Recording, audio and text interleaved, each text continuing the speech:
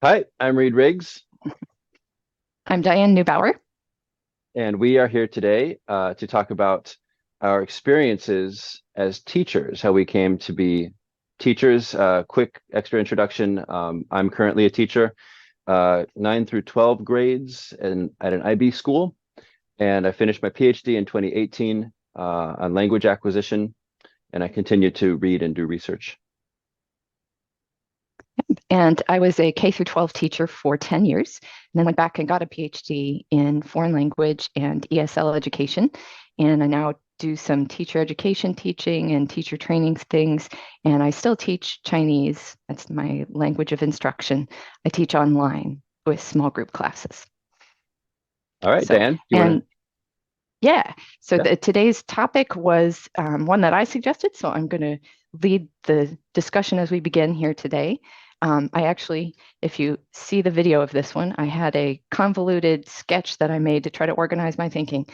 So I'm going to breeze through some of my experiences early on in being a language student. And the reason I'm going to refer to that is something that gets called the apprenticeship of observation.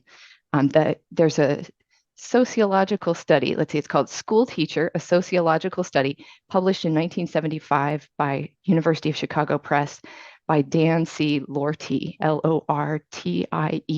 His phrase there, the apprenticeship of observation, has become really common in talking about teacher education and teacher development and how teachers decide how they teach.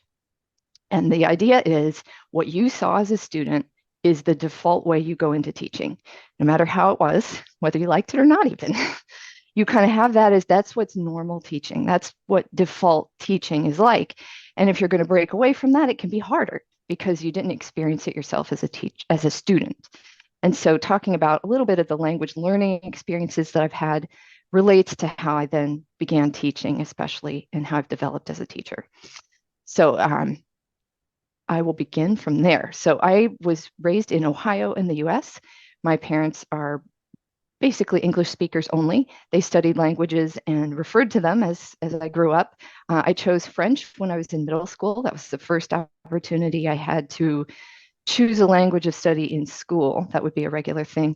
And we had a kind of an audiolingual method kind of approach. So we would repeat dialogues and practice saying them again and again and rehearse performing them with a classmate. We learned a lot of vocabulary lists on a topic. So lots of names of family members, and then we'd make a family tree chart and all the colors and things like that. We learned a little bit about France, like we studied the geography of France, but nothing about the Francophonie. Um, yeah, I loved it. I thought, wow, I'm getting A's and A pluses in this class. And then I met a distant relative who was from France. And I couldn't understand anything that he said to us. And all I could get out of my mouth was, Je m'appelle Adele. I had a French name. So we had been given other names. I actually took an ancestral name in my family. There is a lot of Adele being used, but it was not my real name. I could have just been Diane, but that aside, I remember thinking like, what is wrong here? Why can't I say anything? I'm getting A's in this class. So that was one of my early little things that I called to mind again when I was starting to see what was happening when I was a teacher and I wasn't seeing the results I wanted from students in being able to actually communicate spontaneously. So all the way back there. And I had friends whose parents spoke other languages. They often spoke English back to their parents, but I had curiosity and I was especially interested in Asia. I went to Thailand as a 16-year-old and through that experience had a more immersive like language experience. I did a little study on my own to kind of learn how to sound out the Thai letters and learned a few phrases from that, but really what I learned language from there was my 3-year-old sister. So my little host sister in Thailand, if you can talk to a 3-year-old in a language you're trying to learn, they're like perfect. Because they themselves don't understand everything. They slow down, they keep it simple. She was great. So I had a little bit of functional Thai from that that has actually lasted the rest of my life to this point. Like if I get back involved in Thai, it comes back. So all the way from when I was 16. and I'm older than 16 now, as you can see. But so some of those early experiences were like that. I went to college and studied Japanese, and then started Mandarin Chinese after 2 years of Japanese. The Japanese is pretty much lost. Also, very traditional approach, very grammar translation approach, I would say there. And my college experience with Mandarin Chinese, I would say, is similar. So we did do some reading, but mostly for translation purpose. Like if we were reading a text in Chinese, it was to translate it to English very precisely, rather than to use it to make a decision or to evaluate for comprehension questions or something along those lines. Hmm. So a lot of more what I would call traditional teaching now, at least traditional over the past 50 to 80 years, I guess. So I then moved to China eventually, and there I was studying one-on-one with individual teachers at a university. But there it was very honed in on the needs that I had of daily life. And because I was living in China, I had lots of exposure to language besides the classroom time. But my favorite teacher in that year and a half that I was studying at a university with one-on-one teachers was Wang Laoshi, Wang Ying. If she sees this video someday, which she won't, but maybe Wang Laoshi was great because she would use a textbook and she'd like look at the vocab list, but what she'd do with it was like, oh, this word, well, and then she'd tell me a story that Hmm. involved that word, or she'd say, Hmm. oh yeah, we use it in this setting, and then she'd ask questions and we'd go back and forth. It was lots of comprehensible input, um, as the style that she just naturally was gravitating towards. So those, yes, go for it, Reed. The teachers in your program, did they typically were they using mainly Chinese or were they using mainly English? Entirely Chinese in my case, Entirely but I was Chinese. already at intermediate level. I don't know how they did beginning level classes if Yeah. they used English with them. Okay. But Cool. in the classes I took, yeah. Yep. Yeah, that's a good question. Yeah, all the other experiences were very much a combination. Even in Thailand, I would have English speaking friends help me with Thai. And my host father there was an English speaker pretty well. Mhm. So yeah. But a lot of times, first language use, my first language for me being English, was Yeah. involved. Yeah. Yeah, that I don't think was the problem. Mhm. In other Mhm. words, Mhm. why was Mhm. I not coming out with functional language ability from my Japanese class? We used lots of, I understood what the words meant, sort of, and from Japanese to English, Sure. but Sure. I didn't Yeah. develop proficiency from it. Yeah. Yeah. Yeah. Yeah. Yeah.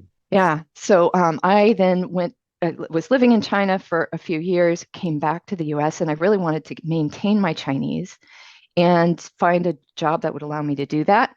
I started doing a little bit of tutoring of people. I taught at a community class that I used some books that I think are, it was a textbook series called something like Chinese Made Easier, I think it was. Mhm. Mhm. And it, Mhm. it made sense in a lot of ways for people living in China at the time. So it's like early 2000s. It had stuff about going to the post office, for example. That's what I mean by living in China at the time. So Mhm. now I think, you'd want a lot more about not going to the post office, but how to make payments on your phone and how to set up WeChat and those kinds of things now for Chinese learners. But at the time, it was what I had, and so I used that when I was tutoring a little bit. But then I found the job teaching just fifth graders at first, and then developing a 4-year sequence, which eventually became a 5-year sequence of Chinese classes at an independent school north of Chicago. It's like Forest Country Day School. And I loved teaching there. I thought it was great that it was just one class the first year, though. I wasn't sure I was going to like it. And Yeah. I really liked it. So about 2 months in, I was like, yeah, I think I want to stay and keep going up through this thing and make it full time. I also started teaching before school at a girls' high school at Woodlands Academy at the Sacred Heart. It was just around the corner. So I did 3 years where it was this early morning before school, a few days a week, not every day, with the girls' high school there. So I enjoyed both of those. Started out really trying to kind of just figure out. As I mentioned, there was no teacher training for me. I was not an education major. I did not have language acquisition training. I didn't have any informal teacher training either. Although, before I had moved to China, one of the things that was helpful was a week-long program on kind of learning language in daily life. The goal was to help people who are going to a place where maybe the languages there weren't textbooks, there weren't formal learning programs, but you wanted to learn the language of the people around you. So they had guides like how to use total physical response, TPR. So have people show you, jump and say the word, and then you do it and do actions like pick up the pen and put it on top of the book, put it under the book, put it. And so by doing something, you would have your partner, your language partner, tell you how to say that in that language. So like these kind of real world, ad hoc, comprehensible input based kinds of teaching strategies that you could do on your own as a learner. So those things were what I started to fall back on as I started to teach kids. So I was doing some TPR, I was doing some things with pictures and matching to vocabulary. So there were some good things there. They hired me at the school when I was showing that in a teaching demo. So what I found though was that I wasn't seeing a lot of proficiency. So these were smart kids. They were doing well. They were doing what I was asking them to do. We had some creative game-like things that I came up with, and then we had a little textbook that didn't overwhelm them with lots of vocabulary and grammar. It was a little light on language content, and I was doing a lot of explaining in English. Like 70 to 75% of my class time was probably talking about language in English and explaining what this meant and what that meant, and not experiencing language. I think at first I was honestly afraid to use more words than what was in the book. It's like, oh, I don't want to overwhelm them. Like, that I want to add there that to me seems like more work, like to constantly check back to the book. Yeah, Yeah, we can talk totally. about this later, but when you're focused on meaning, like the topic, it's more work to interrupt that thinking and look back in a list and say, oh, I got to make sure I use this word or that word. It's hard to focus on both. Right. Especially if the quote theme, I would say it's really a topic of the chapter, is greetings. Like, hello, how are Okay, you? Hello, done. how are Yeah, you? we did Goodbye. it. Right. Yeah, like how many days can you talk like No, that and have it still matter to anybody in the room? no, no. Can we, I mean, use that in context of actually greeting each other, Yeah. but do something beyond that. Yeah. But Something I always think comes after a greeting. Yeah, that's the problem. Like you don't just greet each other, then say goodbye. right. Right. Yeah. Yeah. Well, they also had in there, my name is such and such, so there was that. There was But that too. even then in real life, like, hi, my name is such and such. Goodbye. Yeah. Yeah. Like it just Like, doesn't, what is it? Yeah. All right, go on. right. But the idea, to keep it simple, I still agree with that part of it. Like, don't overwhelm them with demanding mastery of too much at once. Yeah. Don't expect that so that was good about it. But the fact that it was in this very narrowly defined topic made it hard to communicate in the language with them long enough for them to develop proficiency. So I had some outstanding students that were able to maintain some of that vocabulary and language long term, even without constant re-exposure and use in context. But I would say it was maybe 25% of my first few years of students. And they weren't using it spontaneously easily either. Yeah. If they got quizzed on it again, they could do it. Yeah. But yeah, so wanting to see, these are great kids. This is not a problem of students. This is Yeah. not a problem of not studying. This is I'm not doing something. What can I Yeah. do besides that? Right. So like my third year, I went to a training program in TPRS. So well, let's see, teaching Teaching. proficiency through reading and storytelling. Yeah. And that was back in like 2010 or so Hmm. at Hmm. Hyun Lu's school. Some people will know who Hyun Lu is. I Yeah. always want to credit her for hosting that. And it was Katya Paukova was a Russian teacher, or Mm. she's Ukrainian, but she was teaching us Russian. Yeah. And experiencing the language through the way she did it was amazing to me. I Mm. wanted to go back to my class and literally did this the next Monday after this couple of days workshop. I went to the front of the room and like, I'm going to do that thing. And I got up there and I thought, I have no idea what she did. What did she do that made Yeah. that feel so immersive and so magical, yet so Yeah. comprehensible? Yeah. Yeah. Yeah. Yeah. So it took me a couple years to kind of start to rework my thinking. And I Yeah. think the idea of not quizzing them on every single word they hear, just making sure they can understand you in the moment, Yeah. and reusing the language that you're introducing to them a lot, using it in context a whole lot. For me, then the mindset developed like, oh, comprehensible input. I want to make sure I'm doing that. Yeah. I would say that was kind of my mindset through the time I was teaching middle school. So I was there for 7 years. About third year is when I kind of started to shift from a more, let's make sure the kids have fun, but why am I not seeing proficiency, towards something more emphasizing comprehensible input. And over time started to see better results with those students that I was moving that direction in. There's some stories along the way of some real big bumps in the road in my learning how to do that better. So Yeah. in a more Yeah. reasonable way, but maybe that's another story for another time. But so I then switched to a high school. And Mm. by that point, I was kind of on my radar the way that I think now, which is not just about comprehensibility of language as the one thing, but as I think of it as communicative language that students understand very well. Mhm. So it's comprehensibility along with communicativeness, like having a purpose for what we're doing, having a Yeah. reason to hear and use language and respond Yeah. to Yeah. language. So that I credit Bill Van Patten for that shift. Yeah. And I would reaffirm what you just said, and then also highlight that the interpretation of meaning is embedded in that definition of communication that Bill Van Patten has popularized. So to say, do we want to do comprehension or do we want to do communication? Right. Those shouldn't be talked about as separate. Those are you can't communication can't happen if both sides aren't understanding each other. So um, Right. yeah, I just had a Right. thought the other day that interaction ensures I+1. If you want to put it in Krashen's terms, Mm-hmm. which is useful because a lot of teachers are familiar with it. That interaction ensures that the language being used is right around the student's ability to comprehend it. Yeah, Yeah, because you're seeing the responses from students. You're going to get like the puzzle look if they, yeah, and then you can restate it in a way right. until you get the response that's like, oh, and then Yeah, they yeah, do something else. Yeah. So the advantage of the interaction is partly in making the input comprehensible in the process. yeah, yeah, Yeah. yeah, Yeah. That I+1, just to throw that in there, that I is in Krashen's thinking, it was the current level of competence of the student. And then I+1 is just a little beyond that. So not overwhelmingly beyond it, but so yeah. yeah. So I'm Basically. checking my list. Yes, I got up to the high school. I was there for 3 years.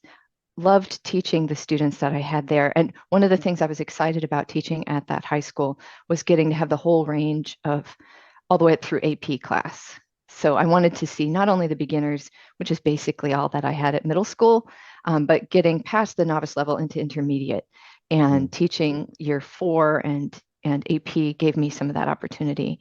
mm, They were shifting with me towards this more comprehensible, communicative kinds of thinking about teaching and learning from a more textbook based approach.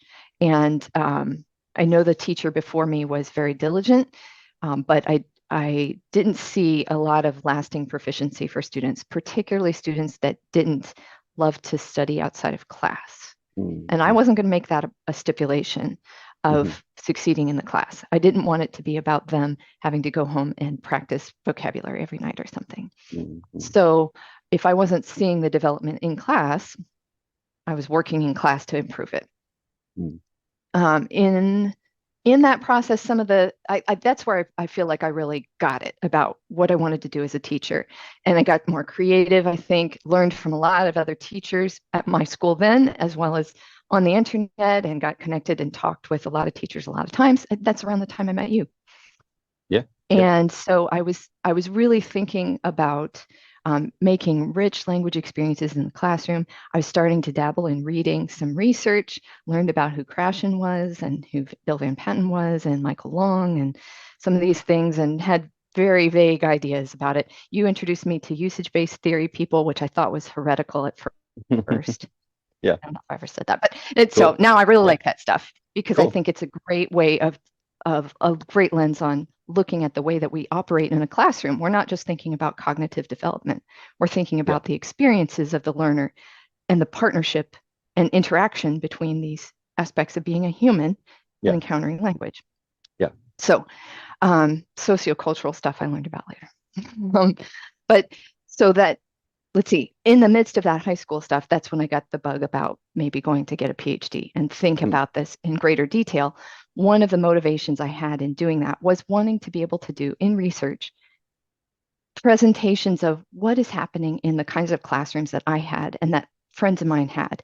Yeah. How can we examine and understand it better? How can we improve that kind of a setting? So that was really what drove me in towards PhD work.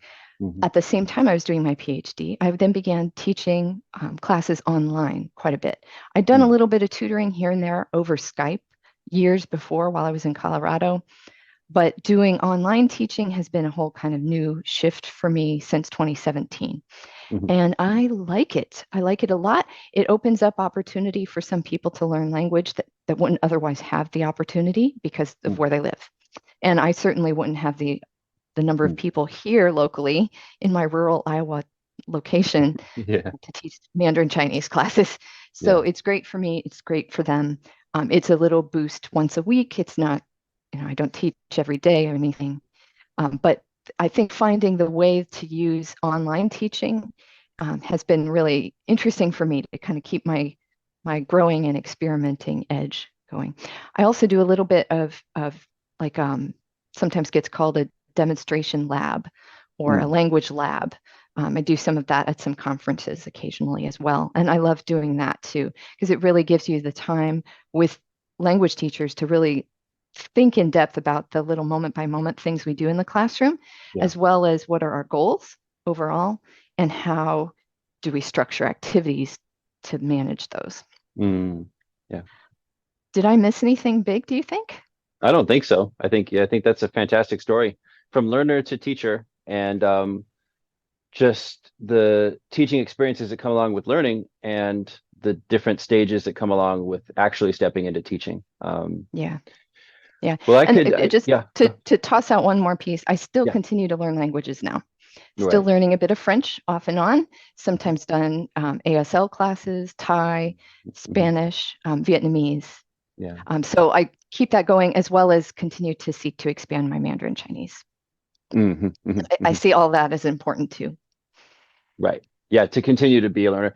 It's a lot like when school admin will still teach a class, and Yeah. it's a good principle to keep your head in the space of Yes. what teachers and students Yeah. are experiencing. Yeah. And I recognize it's not the same as being a full-time teacher at a high school, having to Right. report grades, having to give tests, having administrators, expectations, Yeah. having parents. Sure. I get that I'm Yeah. not Yeah. experiencing that aspect of it, but Yeah. Yeah. Yeah. at There's a least keep it crunch. up Yeah, a little bit. there's a crunch pressure that is the extra thing. Well, Yeah. let me run through mine kind of fast. So I grew up in Tarzana, California, little suburb of Los Angeles. We had a lot of immigrant neighbors, and I heard a lot of languages around me, and I heard lots of Spanish all around me my whole childhood. And I didn't understand more than I don't think I understood even a word of it. What I remember is when I started Spanish in high school, I took starting with in 10th grade, everything that they presented to us in the textbook was just surprisingly new to me. There was nothing in that textbook ever where I said, "Oh, I already knew that," because I heard it so much as a child. We take the Yeah. city bus. We take the city bus. My classmates' parents in elementary school, like I was always surrounded by Spanish. But Hmm. that Spanish textbook, there was nothing in there where I was like, "Oh yeah, I'm familiar with that from blah blah blah." Like, "Oh, I already knew that." Yeah. That never ever happened in my Spanish textbook. Maybe bueno, maybe that at best. Yeah. Yeah. Is it because the Spanish textbook was removed from the daily life kinds of encounters with Spanish, or was it that you just so completely incomprehensible the things you'd encountered in life, I think or it was what combination? I'm guessing because it was incomprehensible. Mm, I don't have any memory or sense of what was being said around me, but I assume it was daily topics. It was so much of it that there must have been a range of topics, probably including high frequency stuff. That's why it's high frequency.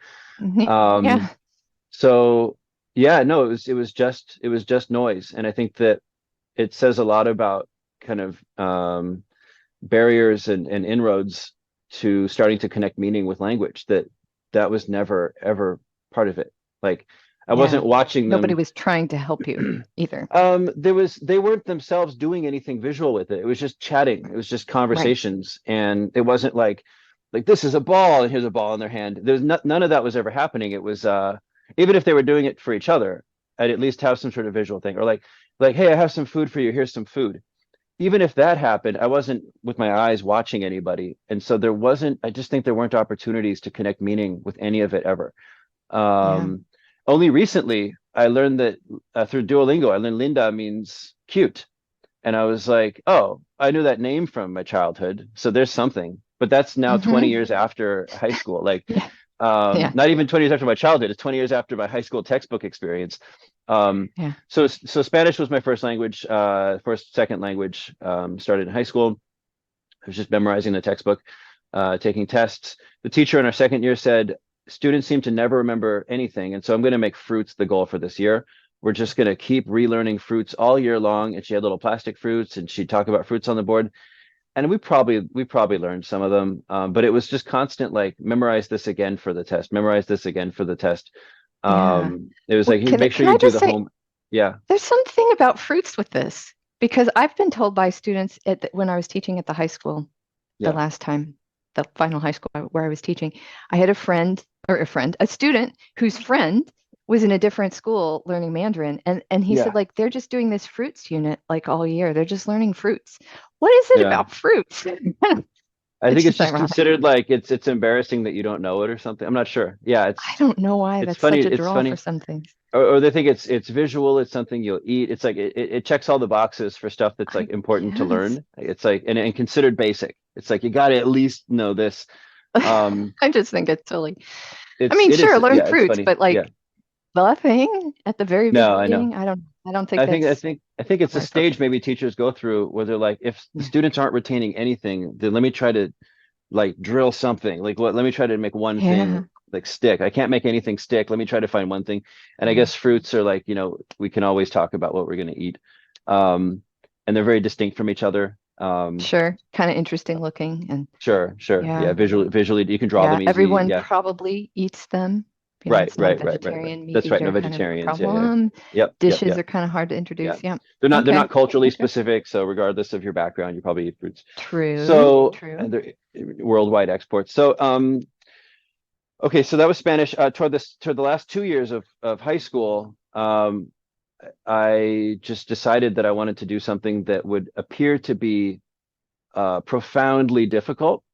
And now, as I look back, now as I say this, and the thing was that I would study languages on my own, and it really got the shock value I was looking for from other people. Not shock like shock, but the sort of wow, that sounds impossible kind of thing, like Olympic kind of Olympic training reactions. And I was like, yeah, this is really cool. Now I look back and I realize that was a very white people experience. It's very normal outside of white communities to have to speak more than one language and to not be like, wow, I can't believe you're studying a foreign language. Right. So that's only something I've become aware of more recently, that I should have thought of it as more normal and really thought of it as something to communicate with people, which at the time I didn't. It was its own little, I called it crossword puzzles. I was like, my dad does Mhm. crossword puzzles and I want to do it, but with languages. I want to sit and like study texts. And it was all about just me in isolation. Um, and so I had a grammar book for Russian. I memorized as much Russian grammar as possible and remembered a lot of the rules. The nice thing about that was I was constantly reading that Cyrillic alphabet. Mhm. And that's the one thing that stuck. To this day, I can sound out, I can say out any Russian text. And there's a lot of Oh, nice. cognates cognates with English. And so often I'll be like, oh, that's television. Like, oh, it's like I know I can read it and say it. I met a Russian guy in college and I was like, oh, I've studied Russian for 2 years. And he goes, oh, okay. And he said something to me. And I tried to make a sentence back and he goes, you do not speak Russian. And I was like, I thought it was rude, but He was frank. he was right. He was absolutely right. So college, I asked when I started, I said, what language, people asked, what language do you want to take? And I said, Russian. And they said, we don't have Russian. We we have Spanish, French, German, Japanese, and Chinese. And I'd gotten a lot of comments throughout high school about Russian grammar being difficult, or Russian being difficult, but that Chinese being the most difficult because they have tones and characters. And I thought, I'm not going to be able to teach myself Chinese. I want a teacher for that one. So that's why I chose it. I knew Mm. nothing about Chinese history, culture. I knew nothing when I started. Took a Chinese civilization course my second semester and was just blown away by how old and continuous Chinese history is, how much Yes. war and philosophers. I knew nothing about this, and it was kind of nice how all at once I got to be just explosively exposed to all these things. That was a neat experience. It can only happen once. Um, so just immersed myself in it afterwards. Studied abroad in 2003, my third year of college. That dates my age. And loved it. Let's stayed with a host family, and did a work kind of thing. I would say that the work one was the first one where I really got to experience routines in a clear sense. And so I was like coaching soccer for these kids. It was an educational work kind of thing, part of my study abroad program. And the coaching soccer was something where other people kept yelling the same directions to the students over and over. And then I picked them up really fast because it was the same few over and over. Then I started yelling them. The homestay, I had to kind of try to express myself every night. That was the first time where okay, after the Russian one saying you don't speak Russian, this actually, now I realize it's a similar experience. My host dad asked me something about America, and I thought back to my textbook from college, and I said, "Oh, okay. 除了 Something, 我 something. Oh, 以外," and he got up and left yeah. the room. He just stood up and left. And I thought, wait, what just happened? I'm trying to use my Chinese from my Your textbook. It's fancy so rude. He grammar would for get in those who my, don't know yeah, Mandarin. I was trying to do it. Why did he leave? And the similarity with the Russian one is I'm not actually communicating, like I'm not participating in a communicative interaction the way Right. that anyone would expect normal communication to happen. I was doing being a learner. I was doing being a Yeah. grammar student in that moment. So finished that, finished college, moved to China with some friends. We all dispersed out to different cities, and so it was fun to visit each other the first couple years. Um, my first, when I got a job teaching English pretty quickly at a university there, and so I was teaching English from a textbook. I got observed by a colleague who I thought I was doing fine. I was being real attentive to each student, speaking English, I think the whole time, but following the textbook and really choosing random words from the textbook list of words and putting them on the board and having them repeat after me. And the coworker who observed me, she was like, "That was a very awkward class, and we need to have some meetings about training. Like we need to be we shouldn't just be here to be expats and just killing time, making money, doing whatever. We could get away with that. They would let us do that, but it's a waste of our lives to do that. So we had weekly meetings where we were reading a book. It was pretty abstract. It was, at the time, I perceived it as just a lot of really abstract principles. It really didn't tell me what to do. Hmm. And so I don't think I gained much I wasn't ready for it at that time to gain much. Now simultaneously, I was still learning. I was there to learn Chinese. That was like my main goal was not to go to China to become a good English teacher. My goal was to learn Chinese. I had a textbook at home. It was called 读报知中国. Read the newspaper to learn about Oh, to know China. Read the newspaper to know yeah. China. The first article was about Tony Blair visiting China, and I marked the date on the page. And I remember the way I was reading was like this. And you're going to notice this is not reading. But I realized after finishing the first sentence painfully that I realized I couldn't read. So I said, Hmm. basically, instead of reading the sentence, I went like this. Okay, I know this word. I know this word. I don't know this word. I'll look it up. Okay, cool. Okay, I know the next word. I don't know the next word. I'll look it up. Cool. What was the first word? I went back to the beginning of the sentence. I was like, oh Hmm. yeah, I know that word. And Yeah. then this word, yeah, I know that word. And then the next word, let me check the list again. And then I finished the sentence and I was like, wait, I shouldn't be checking this many times and I shouldn't be going this slow. And I just Yep. said to myself, I was like, I can't read. that was the realization. I was like, I can't, like, I Yeah. compared to reading in English, I was like, oh, I can't read. Yeah. I gotta work on reading. Like that just stood out to me. I was like, I didn't realize my 4 years of Yeah. college, I didn't realize that like I didn't learn how to read. So I was like, I got to be able to Yeah. understand a paragraph. Like that's reading. It's getting meaning from a paragraph.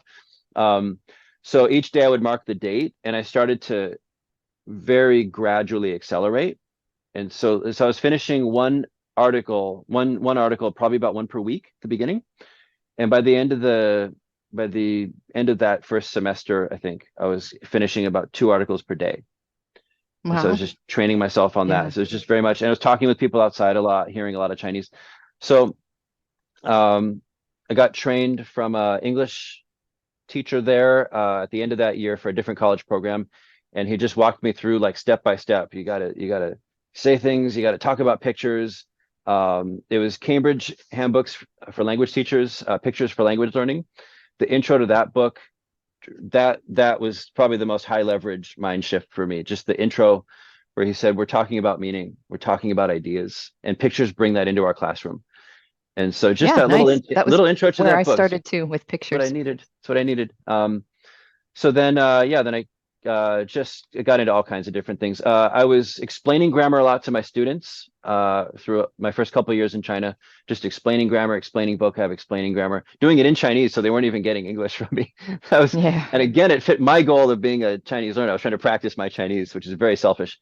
And so then I started saying, no, I got to be able to get them to speak. And so I went through a few years of just like, I minimize what I say, push them to talk as much as possible. Hmm. And a lot of students would drop. A lot of students, I didn't see much gain, but I felt like I was at least doing my job. I was like, I'm Yeah. supposed to do this. So I did that for years, just push students to speak. I had a little trick. It was called yes, yes. No, it was called yes, what, where, or something. It was like ask a yes or no question. So they simply answer yes or no. And then ask an either or question. So they answer the either or, but then ask a WH question. So then they have to talk a lot. And it was like Uh, the whole goal was to like get to make like them talk. trick them into participating. So then they have to expand. And it was like all about pushing them to talk. Well, I was working with students that had not really acquired any language or had any like proficiency to begin with. And so when I saw them quiet, when I saw them struggling, in my mind, I was like, this is what's pushing like this, the growth is happening inside them invisibly. Like I really believed it at that time. Yeah. And so then Just later I to got into, yeah, yeah. warn you about time, I know, I know, I it know. looks like Yeah, about a minute and a yeah. half. And we We haven't could, gotten to you as a teacher of I Chinese, know. but So your we can do a English is, separate recording. this is interesting. So yeah, yeah, Yeah, maybe yeah. hold off on that. Do a Yeah. separate recording. Yeah. So yeah. So it was when I got into TPRS, I saw Linda Lee present at the International School in Beijing. And I just said, what is this? And I watched a Crashin video after that, and all of that was new to me. But the idea of input, that then got me on the trajectory of watching a lot more TPRS teachers and going to conferences, watching just input-based approaches. And then my research for my PhD was usage-based approaches. And I gravitated toward that because they kept talking about how children and adults develop in language. And just naturally, they weren't trying to focus on input, but it was just naturally part of the process. And so they kept saying, here's how certain patterns will appear in a child's output, but it's, here's the input. And so that explains it. And so it's just the natural part of the research. They were like, we need the input to explain what's going on with the output. Yep. So that tied to it. Let's stop here and start a new recording, and we can talk just for a little bit. Yeah. Sounds Okay. good. Okay. We'll continue from the last section.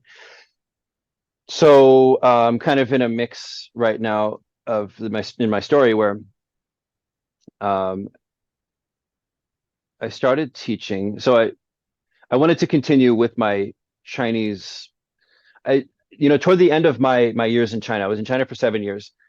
Um, I gradually stopped seeing myself as a learner of Chinese and more as a user of Chinese, but that never dropped the learner part. So that I was learning through using. I just really wanted more opportunities to do things. I saw the things that I was doing that was causing my growth. At the beginning, it was reading textbooks and talking with people on trains and buses and shopping and those kinds of contexts when you live in the country.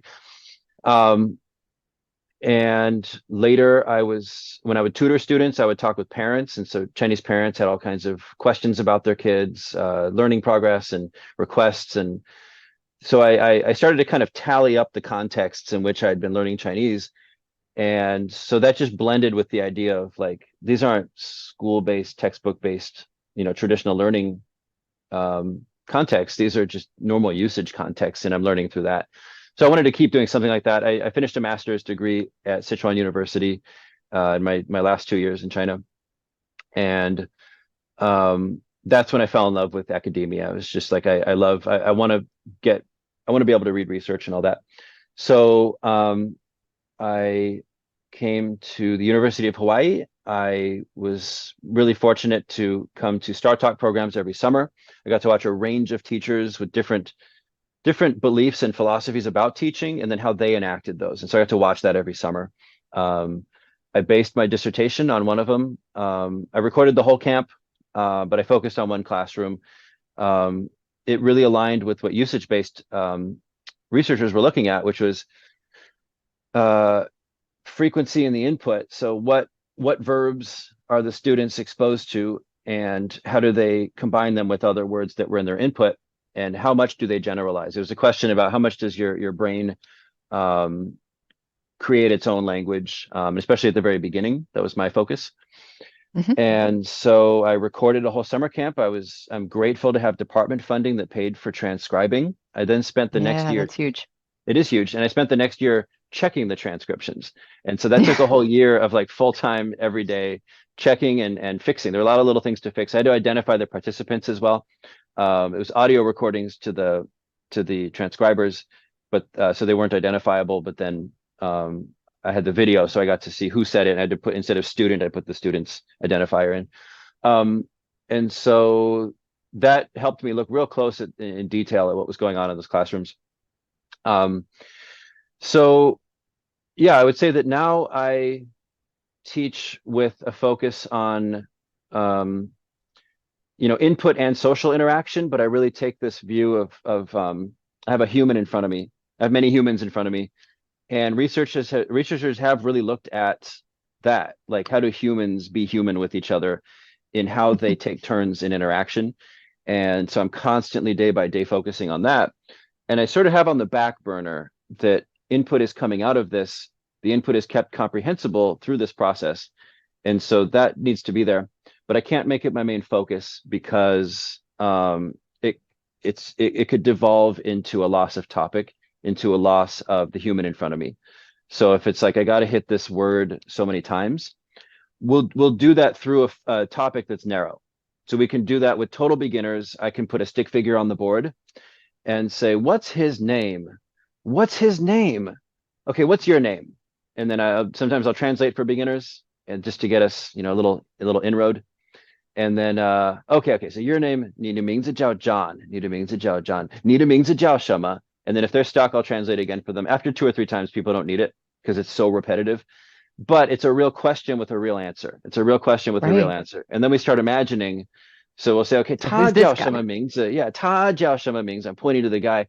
And everyone's now kind of like maybe if I had to put it in laboratory terms, they've all been primed in terms of our topic now. It's like we've worn a groove into our topic, and we're going to stay in that groove because that's the topic we've done in the last minute or two.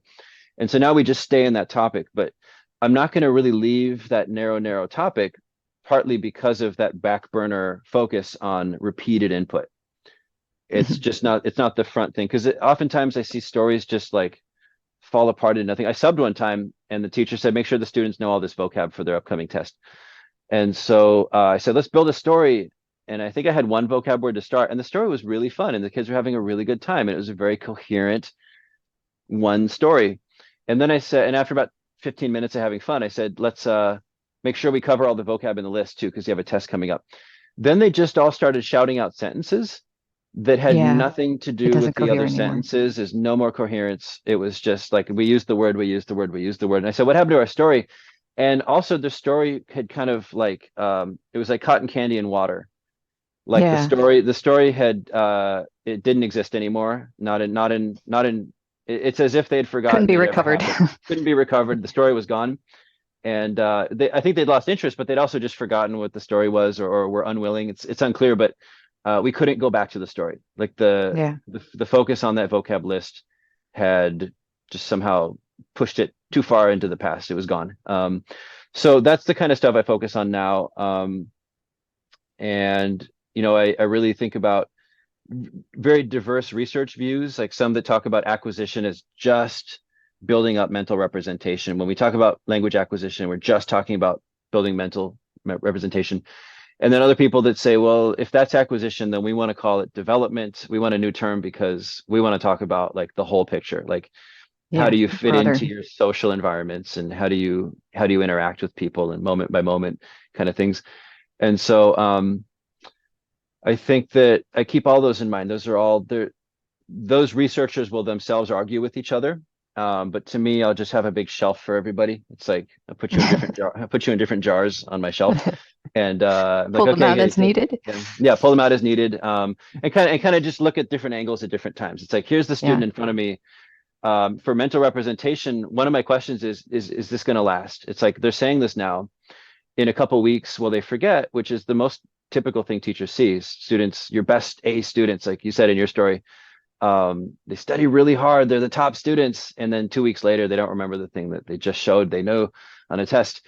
And so I got to see after this last summer that my students, I started at this new school, at an IB school a year ago, and so we had some repertoires develop. We had a Chabador. Chabador is like good enough, and so we're doing some listening assessments, and or we're building a story or something. But I go Chabador ma Chabador, and then some of the Kind of students, got and it. I had one student start to just say it on his own. He'd initiate. He'd go Chabador. I go, cool.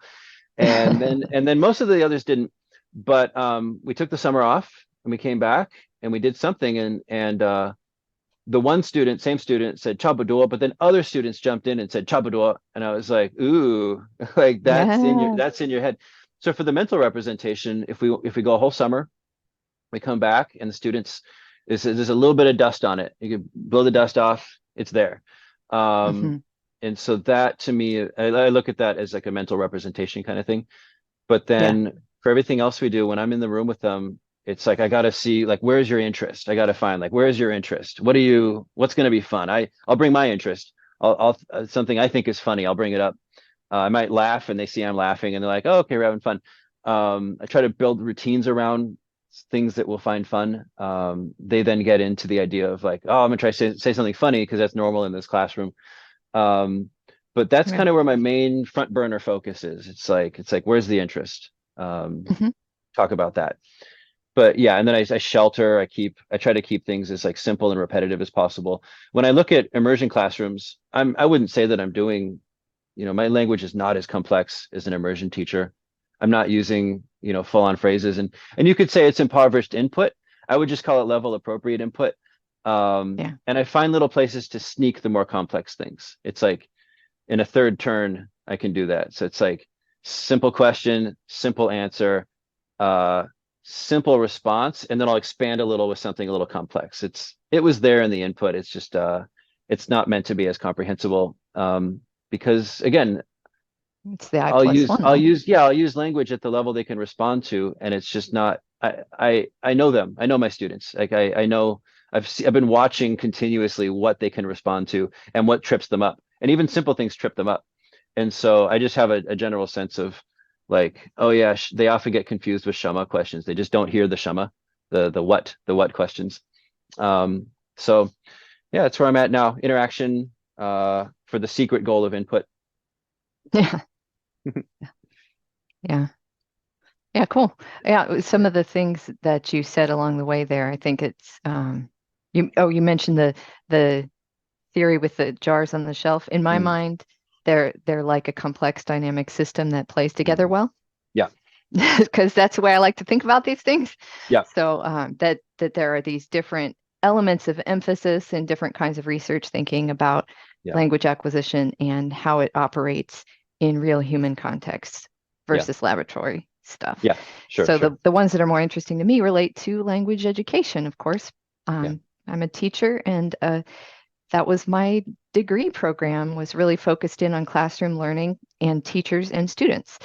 And so thinking about what best explains the elements of what's happening in a classroom. So I want to draw on all kinds of different theoretical backgrounds and research to that informs different aspects of that. So the mental representation aspect, the way that it gets carried out turn by turn, the overall social setting that we're in a school, all of that Yeah. to me is Yeah. relevant. So Yeah. Yeah. Yeah. And to say the unspoken part that we said earlier, but we're not saying it as much now, but I think needs to be said is we've dropped so much. The stuff we were doing earlier on is stuff that we would really intentionally avoid now. Like yeah, long yeah, explanations about like, oh, here's a word, and then telling the students 3 or 4 contexts in which they could use it. yeah. I don't Let's do that. just use it there. Let's just Yeah, use it. Yeah. And they'll get those contexts when those contexts come up. It's a little yeah. like me telling you about ways you can turn a bicycle. It's like you'll make the turns when the turns are needed. But me Hmm. telling you about those turns, if anything, could trip you up because you're like, hold on, there were 4. Let me try to remember the 4. Yeah, Um, so, and we see that with grammar research as well, that implicit, so much of what we want is proficiency, and proficiency really, really relies on implicit knowledge. Yeah, language representation. That's like it's so complex and abstract that you can't pull it into your focus. You can pull bits and pieces sometimes. Like if I ask you what's more frequent in the context of talking to children, triceratops or boat rotor, you'll probably have a sense of which word is more frequent. But you can't pull out the entire list of all the words you have at once and know what all their frequencies are. It's just not. But that's all possible. Like your brain does all that all the time. So um yeah, yep. And then so the explanations of things I don't do. I do a little bit. It's quick. We call it pop-ups. And then the other one is pushing output. I'm surprised that I used to think that something magical. Well, okay, yeah. to be Without seeing fair, the development first, I think there's part of no it's advantage to doing that. part of it's because it was new, and I was like, I haven't done this before, and so I'm going to put my trust into that something's going on in there. Now we do put trust into input doing something as well. We just also see results. We see students um, pretty readily show pretty fast, different rates for different students, but they show comprehension better and better with each experience with usage or exposure. Um, and eventually they do say it if it's needed, or they write it if it's needed. In my dissertation, I was collecting what the students were writing, and they could write whole little stories. I had them all at the end of 2 weeks. I had them get together and make up a story, and to different to varying effects. They were able to use a lot of the language that they had been getting. So what I also see though is students who say, we were recruiting for Star Talk programs, and a lot of students were applying, and so we met with each one on Zoom. And what happened a lot was they would say, "Oh, I've been studying for 3 years," or "I've been studying for 2 years." And so then I'd say, "Okay, let's use a little Chinese. We just want to get a sense of your proficiency." And so I'd ask like, "Okay, 你叫什么名字? What's your name?" I'd start with simple things. I want to ramp up. I'll start with simple things. And the most typical response I would get from a lot of the students was, "Oh, we didn't really practice like talking much in class." And I'd say, okay, Yeah, but okay, well, what does it mean though? And they go, "Oh, we probably learned that the first year, but yeah, I don't remember. Like yeah, we probably learned that the first year." So that's a really common response from students. Like, "Oh, I think we learned that the first year."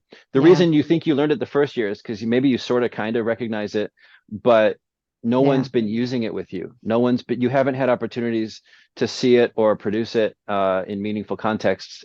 No one's been using it. So that to me is the main thing. And in the limited time of a classroom, we can't we can't expect comprehensibility and development if we're using the language exactly like native speakers all the time do it. But Yeah, we it's too big, can too but much we for but we can that do a limited mini time. thing with, yeah, we can make we can keep high frequency words that are high frequency outside the classroom.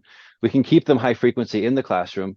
And that high frequency doesn't mean we taught it once and we're done. High frequency means it remains high It, frequency. It's it's high, useful all the it's in time. usage. Yeah, It's in usage in our classroom. That's what it means.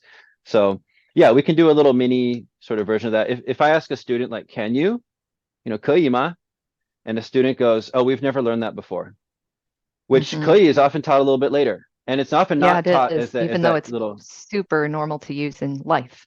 It's extremely normal and extremely useful. And so if a student is like, "Oh, I don't think we've learned that yet," or "We might have learned that before," my question is, it sounds like no one's using the language with you, because Koi is the most frequent one in my classroom. Can we do this? We can. Can we start? We can. Like that, it's the most commonly used thing because we need it all the time to do classroom stuff. So when again, I would say it's something like immersion. What is it? Some people call it optimized immersion. Hmm. I might call it simplified immersion, something more descriptive. But Yeah, yeah, and yeah, it's not fully immersion. I translate when needed. It keeps students right. We have comfortable. that advantage, though. They do Yeah. know another language, so we can use it to No, help us. correct. And in contexts where not everyone speaks has a shared language, you do something else, and that's good too. Yeah. But Yep, this is my yep. context. Right, Yeah. right, right. Well, this Well, has been cool. fun. And that the Yeah. idea of this topic was partly to explain like other episodes where we're talking about our own teaching experiences or our own learning experiences, like allowing people to hear into those and be able to evaluate like, oh, because they had that kind of background or, Mm. that sort of Yeah. thing. And I think it's a good reflexive practice to Yeah. realize like, where did you come from? What were your assumptions going in? Mm. What are you doing now and why? Sure. Notice what you're actually doing versus what Yeah. you think is important to do in teaching. And Yeah. Yeah. And yeah, all of that. also, yeah, and also notice that like people, well, for at least you and me and a lot of teachers we talk to, we didn't just jump into what we currently do. We didn't, Right. there isn't just like one thing and we just settled on that one thing. Yeah. You and I both have gone through lots of different stages in teaching, and now we are where we are because this one seems to be working really well. Yeah, Yep. Yep. cool. Cool. Okay, this has been fun. Yep. Okay, we'll catch Talk up to you again next soon. time. So thanks, Diane.